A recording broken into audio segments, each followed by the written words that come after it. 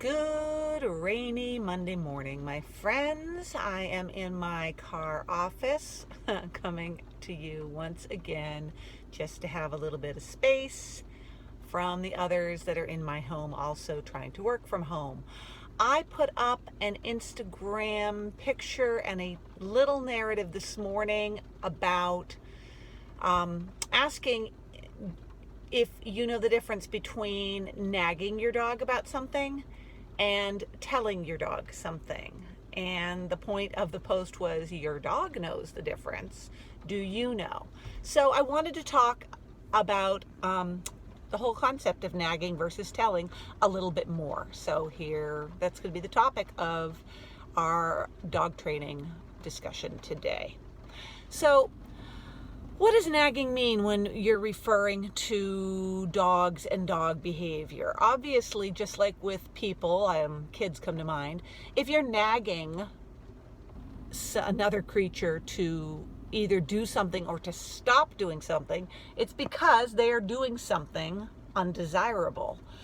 For example, let's use something that most dogs do and most people experience. Okay, so you're sitting on the couch and you're going to watch a movie with somebody else in your family, and your dog, perhaps it's a young dog, perhaps it's a slightly older puppy that is able to get up on the couch. Anyway, your dog or puppy comes running over, bounces up on the couch, jumps up onto your lap, and starts nudging you with their face or licking you with their tongue, or just generally being pushy and demanding affection.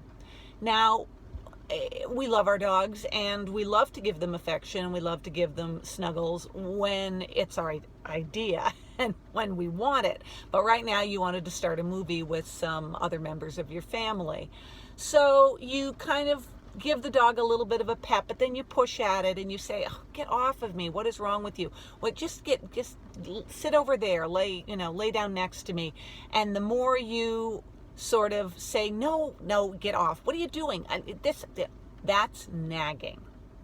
Nagging is when you are giving the dog or another human mixed messages. You're essentially engaging with them at their demand and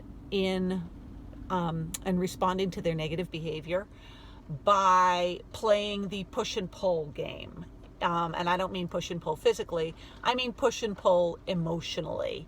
They have come and are doing something, and in this example, they've jumped up on you on the couch or someone else and demanded to get affection or be pet, and you are trying to discourage them mostly with just human speech, which is, "No, I don't want that right now, leave me alone," pushing at them a little. But the dog is likely interpreting that as, "Ooh, she might, if I keep bugging her, she might pet me more, she might give me a belly rub, ooh, they might give me another snack, ooh, I might actually get to be up here and do what I want and get my way."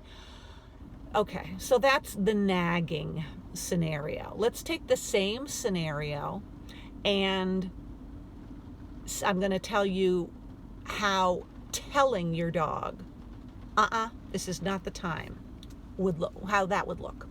So you sit down with another member of your family, you're on the couch, your dog jumps up on you and starts to lick your face and nudge you with their nose and get all excited.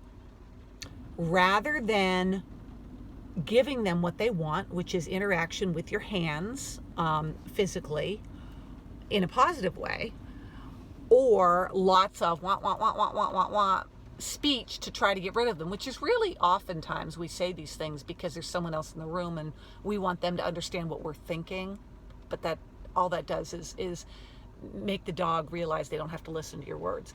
Instead of using a whole bunch of words and gestures and frustration and language that is meaningless to the dog, or even worse, teaches the dog that they don't have to pay attention to what you say. The way to tell your dog that you don't want them to jump up is with just a very few brief, short, direct, not harsh, not mean, but direct words and a simple action physically. So what I would do when my dog jumped up on me and I did not want to interact with her, I would very assertively say, no, down. And I would use a hand gesture to point, get off this couch right now. I wouldn't say those words because it's meaningless to them. What I said was, no, down. And if she did not interpret from my body language and my clear but fair message that I did not want her up on me right then, I would simply take my hand and physically push her down or put her down on the floor where I wanted her. Now, that's a very clear message to the dog. No. Down there, you. And the dog understood it. But half the time, or more than half the time, especially if your dog is not used to really listening to what you say, what's the dog going to do? They're going to jump right back up and try it again. That's the time to show the dog, no, I'm not negotiating with you on this. There's no more words. There's no more get down. I'm not going to repeat myself and say the same command over and over. I'm simply going to take my dog. If it's a little dog, I'm going to pick it up if it's still a puppy or is a small breed dog. And I'm going to silently, with no, honey, I don't want you on the couch right now. This isn't our time. No, none of that.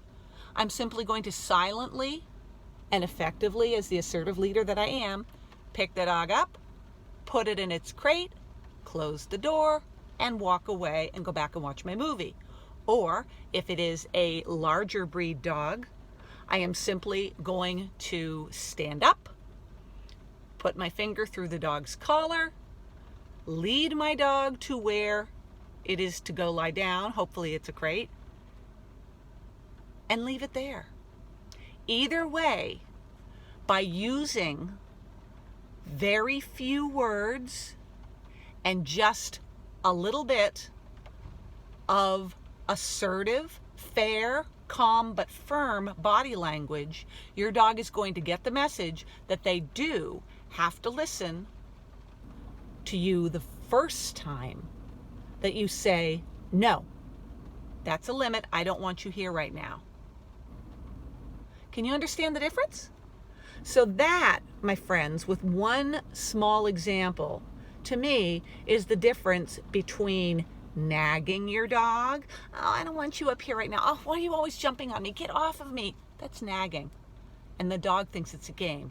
Versus telling the dog, no, off. And then following through if that message isn't received clearly. Anyway, I hope that helps clarify my post from earlier today and helps you know a little bit more about setting limits for your dog or puppy. Thanks. I'll see you again soon.